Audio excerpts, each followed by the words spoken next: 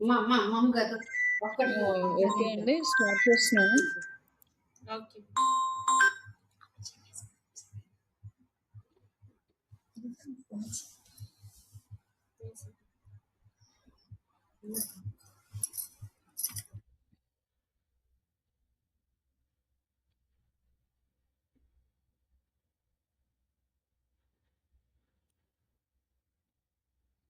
Customer engagement దగ్గర నుంచి start చేద్దాము.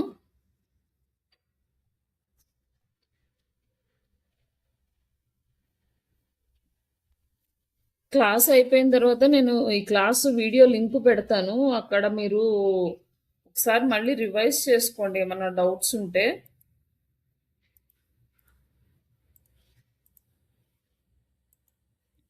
ఏ క్లాస్ అయినా కూడా ఒకసారి అయిపోయిన తర్వాత ఈ వీడియో క్లాస్ రివైజ్ చేసుకొని మీకు ఏమైనా డౌట్స్ క్లియర్ చేసుకొని ఇంకా డౌట్స్ వచ్చినాయి అనుకోండి అప్పుడు మీరు వాట్సాప్‌లో అడగడం గానీ, లేకపోతే బిఫోర్ క్లాస్ గానీ మనం క్లియర్ చేసుకుందాం డౌట్స్.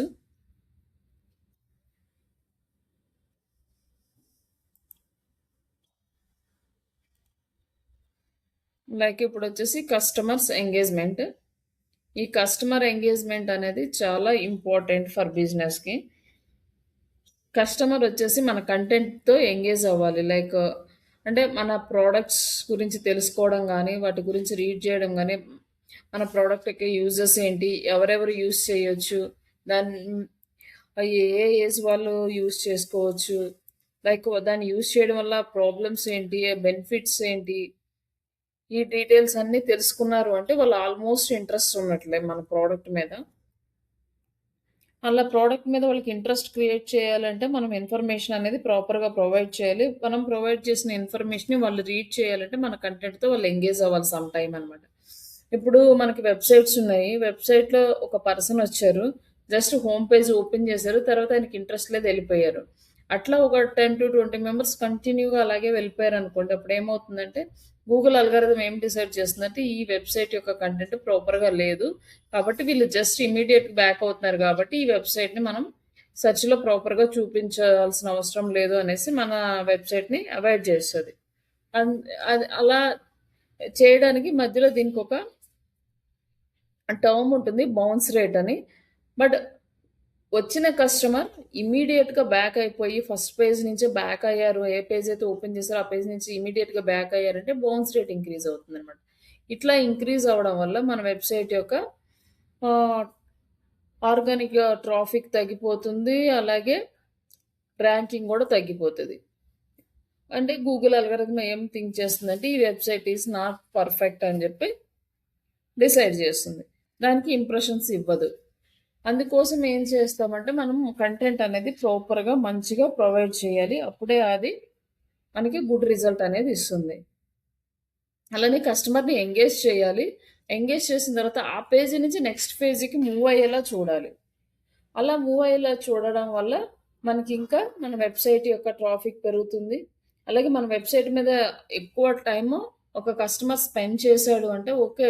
ఈ కంటెంట్ ఏదో వాలిడ్ కంటెంట్ కాబట్టి ఇంతసేపు ఇక్కడ స్పెండ్ చేసి తను రీడ్ చేస్తున్నారు అని గూగుల్ అల్గారిథం ఫైండ్ చేస్తుందనమాట. కంప్లీట్‌గా ఈ గూగుల్ సెర్చ్ ఇంజిన్ అనేది అల్గారిథమ్స్ బేస్ మీద రన్ చేస్తుంది.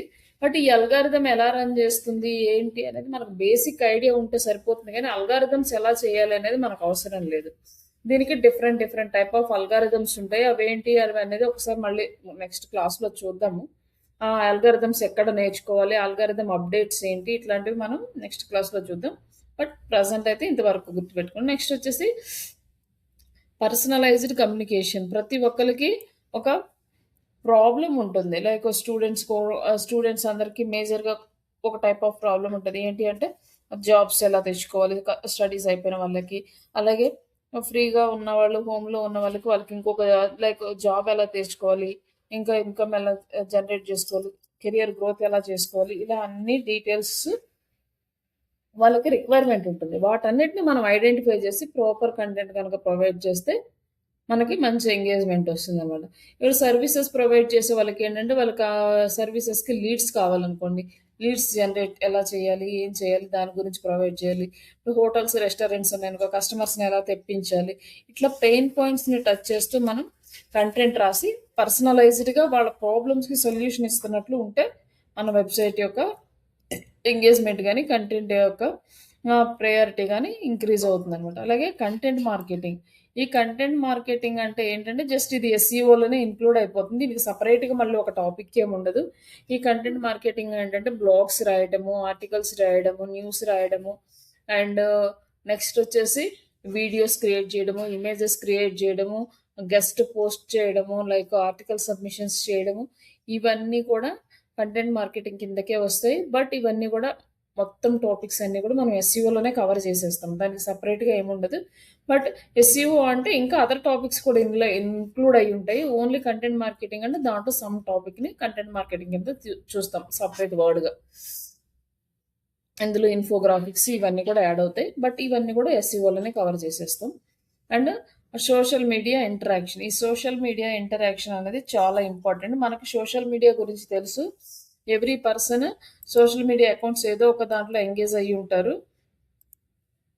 అలా సోషల్ మీడియా నుంచి మనకేంటంటే, మనకి ట్రాఫిక్ వస్తుంది మన వెబ్‌సైట్‌కి.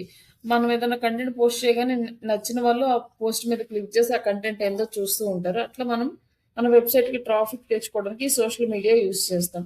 మనకి పీపుల్స్ ఎక్కడుంటే మనం మార్కెటింగ్ అక్కడే కదా చేసేది. లైక్ మనకి ఎక్కడైతే ఈ టెక్నిక్ మనం ఎక్కడంటే ఆఫ్‌లైన్‌లో కూడా ఇదే చేస్తాం. లైక్ మనం ఏదైనా షాప్స్ స్టార్ట్ చేయాలంటే ఏదైనా మెయిన్ సెంటర్‌లో స్టార్ట్ చేస్తాం గానీ ఏ కార్నర్‌లోకి పెట్టవు. అలాగే ఎక్కడైతే పీపుల్స్ మనకి అవైలబుల్ ఉంటారో ఆ ప్లేస్‌లో మనం మార్కెటింగ్‌గా మార్చుకోవచ్చు. అలాగే సోషల్ మీడియా ఇంటరాక్షన్స్ ఉన్నాయి. ఈ సోషల్ మీడియా ఇంటరాక్షన్స్‌లో అయితే మనం డిఫరెంట్ ప్లాట్‌ఫార్మ్స్‌ని యూజ్ చేసుకొని చేస్తాము. అలాగే ఈమెయిల్ క్యాంపెయిన్స్. ఎప్పుడైతే మనకి Google search engine Gmail concept తీసుకొచ్చిందో, ఆ జీమెయిల్‌లో ఏంటంటే ఎక్కువ పీపుల్స్ ఇంటరాక్ట్ అవుతారు కాబట్టి అక్కడ ఈమెయిల్ మార్కెటింగ్ అనేది క్యాంపెయిన్‌ని సెట్ చేసింది. ఈ ఈమెయిల్ మార్కెటింగ్ క్యాంపెయిన్ ఎలా చేయాలనేది నేను చెప్తాను. అలాగే లాయల్టీ ప్రోగ్రామ్ లైక్ అంటే రివార్డింగ్ ద రిపీట్ కస్టమర్స్. మన కస్టమర్స్ ఆహ్, రిపీట్ అవ్వాలి అన్న వాళ్ళతో మనం స్ట్రాంగ్ రిలేషన్‌షిప్ అనేది మెయింటైన్ చేయాలి. అంటే మనం ఆళ్ళు మనల్ని రిపీట్ రావాలంటే లాయల్‌గా ఉండాలనమాట. మనం పర్ఫెక్ట్‌గా, జెన్యూన్‌గా ఉన్నప్పుడే ఓల్డ్ కస్టమర్స్ మళ్ళీ రిపీట్ అవుతారు. ఇవన్నీ మనం యూజ్ చేసుకొని కస్టమర్ ఎంగేజ్‌మెంట్ అనేది తీసుకురావచ్చు. ఫర్ ఎగ్జాంపుల్ ఇప్పుడు మీరొక స్కూల్ టీచర్ అనుకోండి. మీ స్కూల్ టీచర్ అంటే మీకేంటి మీకు టార్గెట్ స్టూడెంట్స్. మీరు ఏ క్లాస్ నుంచి ఏ క్లాస్ వరకు టీచ్ చేస్తున్నారో ఆ క్లాస్ నుంచి ఆ క్లాస్ వరకే మీకు స్టూడెంట్స్ మీ టార్గెట్.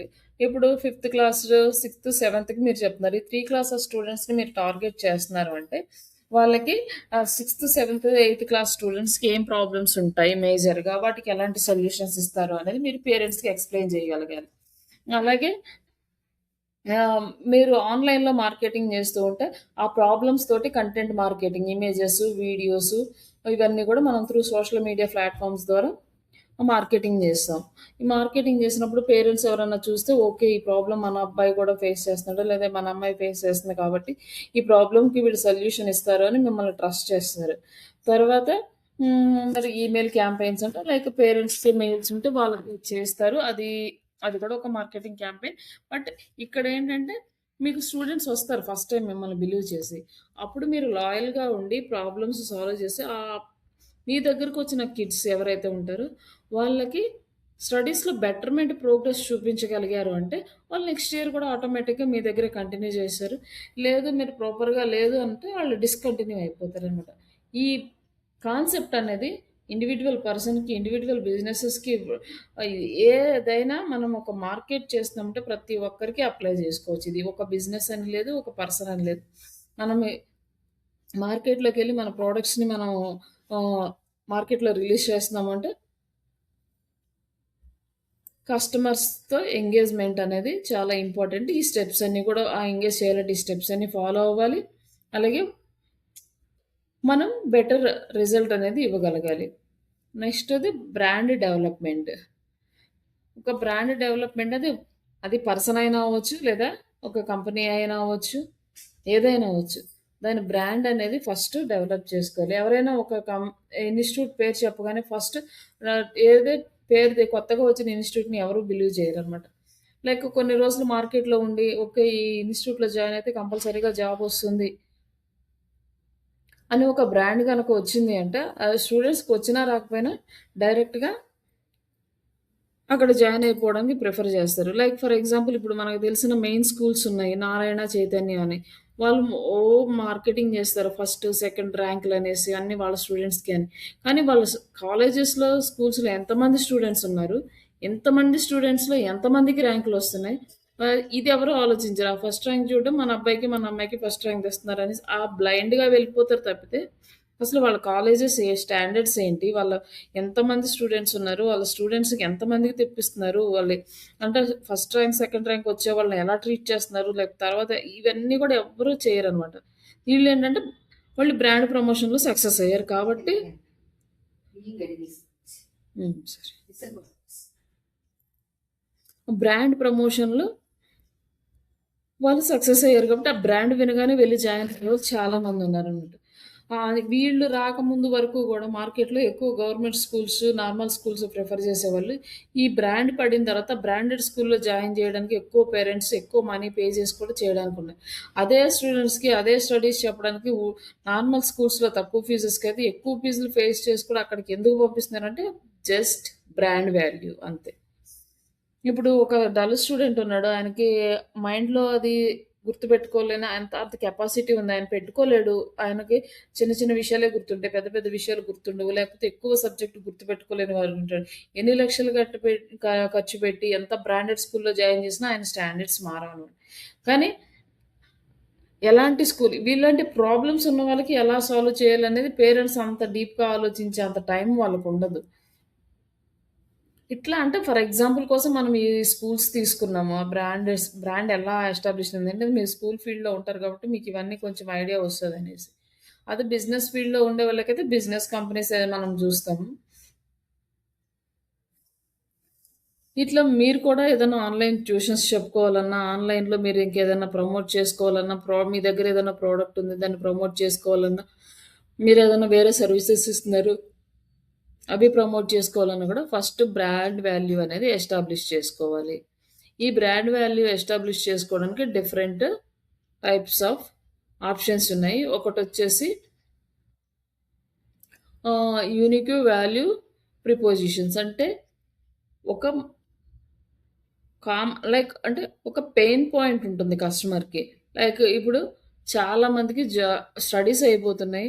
పెద్ద పెద్ద కాలేజెస్‌లో చదువుతున్నారు అందరూ. అందులో జాబ్స్ వచ్చేది చాలా తక్కువ మందికి. మిగతా వాళ్ళందరూ బయటకొచ్చినా కొంతమంది జాబ్స్ తెచ్చుకుంటారు. కొంతమంది 3 ఇయర్స్, 4 ఇయర్స్ అట్లా జాబ్స్ కోసం ట్రై చేస్తారు. ఆ జాబ్స్ రాకపోతే ఏదో ఒక దాంట్లో సెటిల్ అయిపోతుంటారు. ఇలాంటి వాళ్ళకేంటంటే ఒక పెయిన్ పాయింట్ ఏముంటుందంటే జాబ్ తెచ్చుకోవాలి, జాబ్ కావాలి, జాబ్ కావాలి అని ఉంటుంది. అలాంటి వాళ్ళకి జాబ్ ఎలా వస్తుంది? ఎక్కడొస్తుంది? ఎలా ప్రిపేర్ అయితే వస్తుంది? ఇలాంటి వాల్యూస్ అన్నీ గనక మనం మార్కెటింగ్ చేయగలిగితే అవి వాళ్ళు చూసినప్పుడు వాళ్ళకవి కనెక్ట్ అవుతాయి. అప్పుడు వాళ్ళ పెయిన్ పాయింట్‌కి మన ఆన్సర్ ఉన్నప్పుడు వాళ్ళు ఆటోమేటిక్‌గా మనల్ని ప్రిఫర్ చేస్తారనమాట. ఇట్లా బట్ ఈ మార్కెటింగ్ చేయడానికి ఊరికే అయితే అవ్వదు. ప్రెజెంట్ ఉన్న కాంపిటీషన్‌లో ప్రతి ఒక్కళ్ళు కూడా ఇలాంటి పెయిన్ పాయింట్స్ ఐడెంటిఫై చేయడము, అందరికి ప్రమోట్ చేయడము చేస్తుంటారు. బట్ అక్కడికెళ్ళాక రియల్ వాల్యూస్ ఎవరిస్తున్నారు అనే దానికి మనకి ఈ రిప్యుటేషన్ మేనేజ్‌మెంట్ అనేది డిసైడ్ చేస్తుందనమాట. ఇప్పుడు నేను చెప్పాను మీకు జాబ్ ఇస్తానండి. కొంతమంది చెప్తారనమాట కొన్ని ఇన్‌స్టిట్యూట్స్‌లో మీరు వేరే ఎక్కడైనా ఎంక్వైరీ చేసుంటే ఖచ్చితంగా జాబ్ ఇప్పిస్తాము. ప్రతి ఒక్కళ్ళకి జాబ్ ఇప్పిస్తాము. అవి చేస్తాము, ఇవి చేస్తాము. ఇంత కట్టండి, అంత పే చేయండి అని చేపిచ్చేసుకుంటారు. చేపిచ్చుకున్న తర్వాత క్లాస్ అంతా అయిపోయిన తర్వాత ఏం చేస్తారంటే కొంతమంది అసలు వదిలేస్తారు స్టూడెంట్స్‌ని పట్టించుకోరు. తర్వాత ఎప్పుడైనా జాబ్స్ గురించి అడిగారనుకోండి ఇంకా కంపెనీస్ రాలేదనో, లేకపోతే మీరు కరెక్ట్‌గా నేర్చుకోలేదనో, ఏదో సమ్ రీజన్స్ చెప్తారు. కొంతమంది ఏం చేస్తారంటే, ఇవి లైవ్‌లో నేను చూసినవి. ఆళ్ళేం చేస్తారంటే, డమ్మీ ఇంటర్వ్యూస్ కండక్ట్ చేస్తారు. మీరు సెలెక్ట్ అవ్వట్లేదు, మీకు సబ్జెక్ట్ లేదని చెప్పేసి మిమ్మల్ని వదిలేస్తారు. కానీ వాళ్ళేం చేస్తారంటే, మీకు జాబ్ కోసం పేమెంట్ అని చెప్పి తీసుకుంటారు. కొంతమందిని 1 ఇయర్, 2 ఇయర్స్ కంటిన్యూ చేస్తారు. అలానే ఏదో కాల్స్ వచ్చినట్టు, ఏదో ఇంటర్వ్యూస్ వచ్చినట్టు చేస్తుంటారు. బట్ ఇవన్నీ ఏంటంటే సాఫ్ట్‌వేర్ ట్రైనింగ్స్‌లో ఎక్కువ జరుగుతా ఉంటాయి. వాళ్ళకేంటే జాబ్ ఆపర్చునిటీస్ తక్కువుంటాయి. స్టూడెంట్స్ ఎక్కువుంటారు. అందులో వాళ్ళు ఫిల్టర్ చేసే విధానం చాలా టఫ్‌గా ఉంటది. ఎక్కువ మంది ఫేస్ చేయలేరు. హ్మ్. అలాంటి వాళ్ళని మేము ఏంటంటే అందరికీ సాఫ్ట్‌వేర్ జాబ్‌కెళ్ళాలి, ఎక్కువ సాలరీ తెచ్చుకోవాలని ఒకే గోల్ ఉంటది. ఆ గోల్‌ని క్యాష్ చేసుకుంటారు ఈ ఇన్‌స్టిట్యూట్ వాళ్ళు. బట్ య కాలేజీ స్టడీస్ అయిపోయి, ఇన్‌స్టిట్యూట్స్‌లో కూడా కోర్సులు అయిపోయిన తర్వాత కూడా జాబ్ రాని వాళ్ళు చాలా మందుంటారు. ఆఖరికి జాబు గ్యారంటీ అని చెప్పిన ఇన్‌స్టిట్యూట్స్‌లో కూడా జాబ్స్ రావు. ఇలాంటివి మనం ఎలా తెలుసుకోవాలి? కొంతమంది జెన్యూన్‌గా ఉంటారు. నిజంగానే వాళ్ళకి రాకపోతే మళ్ళీ వాళ్ళకి ఎక్కడ డల్లున్నారో చూస్తారు. వాళ్ళని మళ్ళీ షైన్ జేస్తారు. ఇంటర్‌వ్యూస్‌కి ఫార్వర్డ్ చేస్తుంటారు. ఇట్లాంటివి చేసేవాళ్ళు కొందరుంటారు. బట్ చాలా తక్కువ మందుంటారు. ఆళ్ళు, వీళ్ళు ఎక్కడ మనకు తెలుస్తుంది రియాలిటీలో అంటే ఆన్‌లైన్ రిప్యుటేషన్ మేనేజ్‌మెంట్. ఈ రిప్యుటేషన్స్‌లో ఏంటంటే ఎక్కువ ఎవరైనా ఇప్పుడు ఒక 1,00,000 పే చేపించుకొని మీకు జాబ్ ఇప్పిస్తామంటారు. ఏదో 2, 3 కంపెనీలు చూపిస్తారు. ఎక్కడ జాబ్ రాదు. ఇక అప్పుడు ఆ డబ్బు రిటర్న్ ఇవ్వరు. వీళ్ళకి ప్రాబ్లమ్ అయిపోతది. అప్పుడు ఈళ్ళేం చేస్తారంటే వీళ్ళకున్న ప్రాబ్లమ్‌ని ఆన్‌లైన్‌లో ప్రమోట్ చేస్తారు. లైక్ ఈ ఇన్‌స్టిట్యూట్ వాళ్ళు నా దగ్గర ఇంత అమౌంట్ తీసుకున్నారు. నాకు జాబ్ ఇప్పియలేదు అనేసి. అప్పుడేమవుతుందంటే ఆటోమేటిక్‌గా వాళ్ళ రిప్యుటేషన్ అనేది డౌన్ ఫాల్ స్టార్ట్ అవుతుంది. మనం జెన్యూనా కాదా అనేది ఎక్కువ రివ్యూస్ మీదే ఆధారపడతాం ఆన్‌లైన్‌లో. ఎందుకంటే దాని గురించి తెలిసిన వాళ్ళు ఎవరు ఉండరు. ఆ ఇన్‌స్టిట్యూట్ ఎక్కడో ఉంటుంది. ఆన్‌లైన్ ట్రైనింగ్స్ అంటే ఇన్‌స్టిట్యూట్ ఎక్కడో ఉంటుంది. స్టూడెంట్స్ ఎక్కడో ఉంటారు. బట్ మన ఊర్లో ఉంటే ఇన్‌స్టిట్యూట్ దాని గురించి ఏంటో అని తెలుస్తుంది. లేదా మన పక్క ఊర్లోనో లేదా మనకు నియర్ బై ఉంటేనే తెలుస్తుంది. మనం ఎక్కడో ఒక స్టేట్‌లో ఉండి ఇంకో స్టేట్‌లో ఇన్‌స్టిట్యూట్‌లో మనం జాయిన్ అవ్వాలంటే అది కాదుగా అవ్వదు. అది ఏంటి, ఎలా ఉందనేది తెలీదు కాబట్టి మనం ఈ రిప్యుటేషన్స్ మీద డిపెండ్ అవుతాం. రివ్యూస్ మీద, రేటింగ్స్ మీద డిపెండ్ అవుతాం. బట్ కొంతమంది ఏం చేస్తారంటే ఇక్కడ కూడా మనకి ఫ్రాడ్ చేసే ఛాన్సెస్ ఏంటంటే ఫేక్ రివ్యూస్, పెయిడ్ రివ్యూస్ ఇస్తారు. బట్ గూగుల్ ఇప్పుడు ఏం చేస్తుందంటే ఫేక్ గాని, పెయిడ్ రివ్యూస్ కానీ తీసుకునే వాళ్ళని సపోర్ట్ చేయడం లేదు ఇప్పుడున్న ఆల్గారిథంని బట్టి. బట్ మేబీ దాన్ని కూడా ఏమన్నా ప్రాక్సీ ద్వారా చేస్తున్నారో లేదో కూడా మనం చెప్పలేము గానీ, బట్ అదైతే సపోర్ట్ చేయట్లేదు. బట్ మనం ఆ రివ్యూస్‌ని బేస్ చేసుకొని మనం బెటర్ ఇన్‌స్టిట్యూట్స్‌ని సెలెక్ట్ చేసుకుంటామనమాట. అట్లా బ్రాండ్ అనేది క్రియేట్ చేసుకోవాలి మనం. అలాగే మనం లోగోస్‌కి, వీడియోస్‌కి, కంటెంట్స్‌కి అన్నీ ఒక సీక్వెన్స్ అనేది ఫాలో అవుతూ ఉంటే, ఆ కలరు, ఆ అడ్వర్‌టైజ్‌మెంట్ చూడగానే పలానా కంపెనీ, పలానా స్కూలు లేకపోతే పలానా ఆఫీసు అన్నట్లు మనము డైరెక్ట్‌గా ఐడెంటిఫై చేసేలాగా ఉండాలి.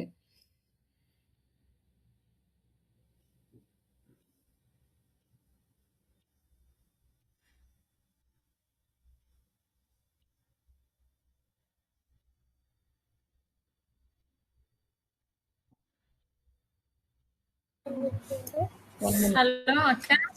చెప్పండి. అదే ఇక్కడ దాకా చెప్పించారు కదా. ట్యూషన్ ఉంది మాకు. ఓకే. రేపు 5 o'clock జాయిన్ అవుతామక్క. సరే. ఓకే అండి. Okay. Thank you. Okay. Thanks.